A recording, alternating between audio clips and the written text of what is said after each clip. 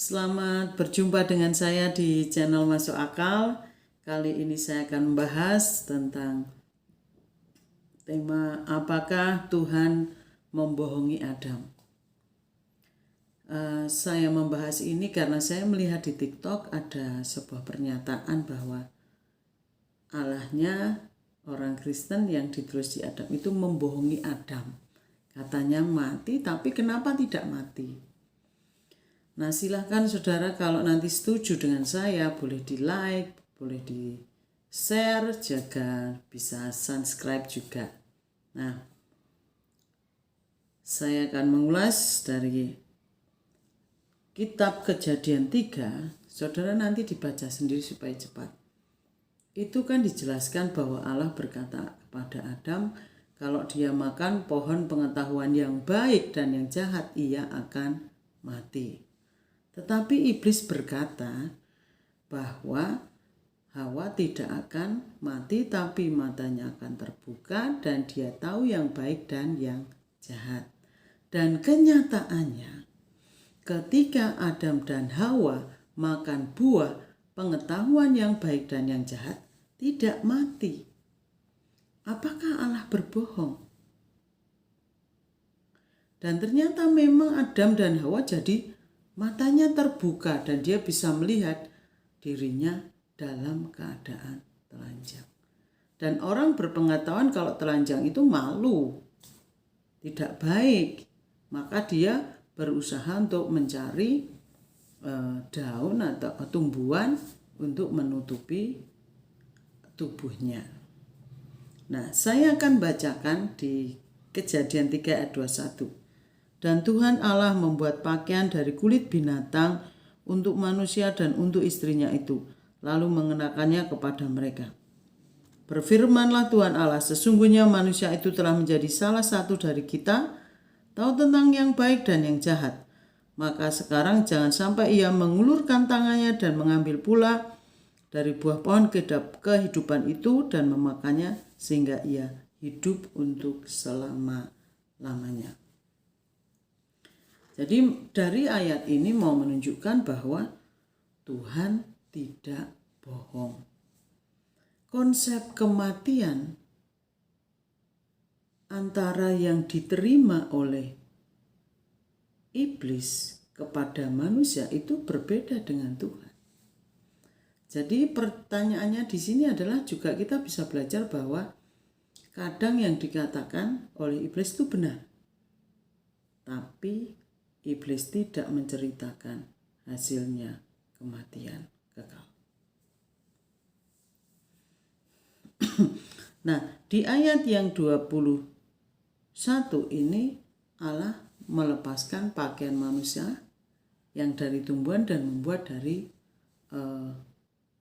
dari hewan.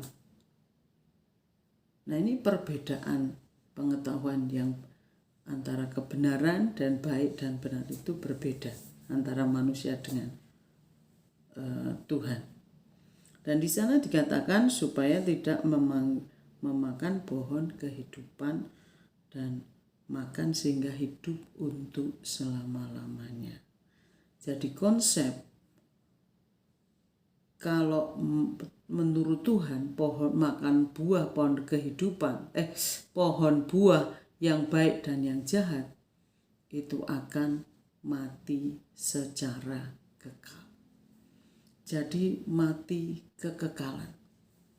Alkitab menjelaskan bahwa yang dinamakan kematian, Tuhan berkata di dalam Alkitab itu ada dua. Mati dalam tubuh setelah tubuhnya, terus dia dibangkitkan, lalu dia dihakimi kalau namanya terdapat di kitab kehidupan, maka dia akan dibawa ke Firdaus, lalu dia makan buah pohon kehidupan dan dia akan hidup untuk selama-lamanya. Dan orang yang tidak ada namanya di buku kehidupan itu, ia akan dibawa ke kematian yang kedua, yaitu lautan api. Nah, ini perbedaan persepsinya. Jadi Tuhan tidak berbohong. Ayatnya akan saya bacakan di Wahyu 2. Wahyu ayat pasal yang kedua, ayat yang ke-7. Siapa bertelinga hendaklah ia mendengarkan apa yang dikatakan Roh kepada jemaat-jemaat. Barang siapa menang, dia akan kuberi makan dari pohon kehidupan yang ada di taman Firdaus. Jadi ini bicara tentang kehidupan yang kekal dan kematian yang kekal. Ada di Wahyu 20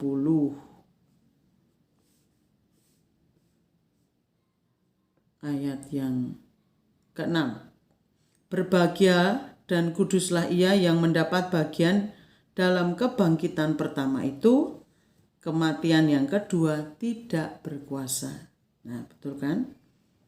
Jadi ini ayat yang mendukung. Lalu ayat yang ke-10.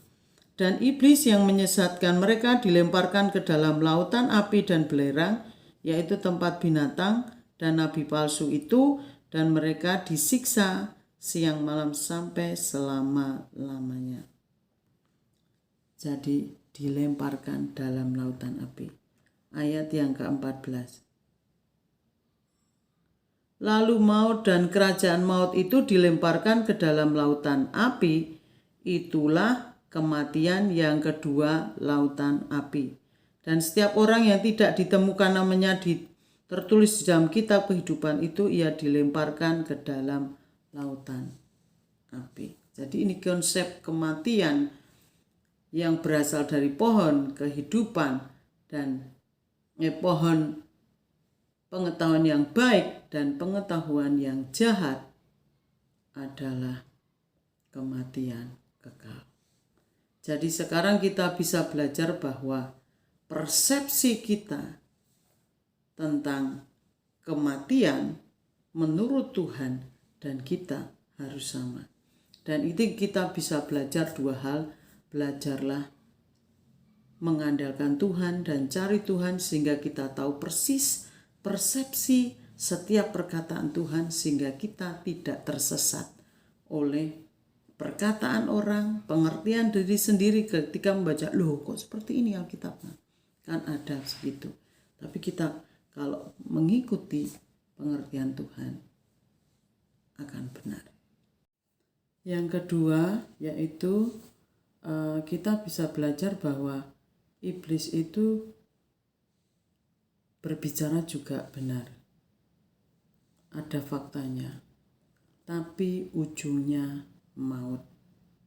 Seperti juga di dalam firman Tuhan bahwa iblis bisa menyamar menjadi seperti malaikat terang.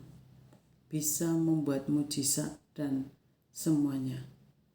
Tapi ingat, semua yang kelihatannya benar tapi berasal dari iblis, ujungnya maut.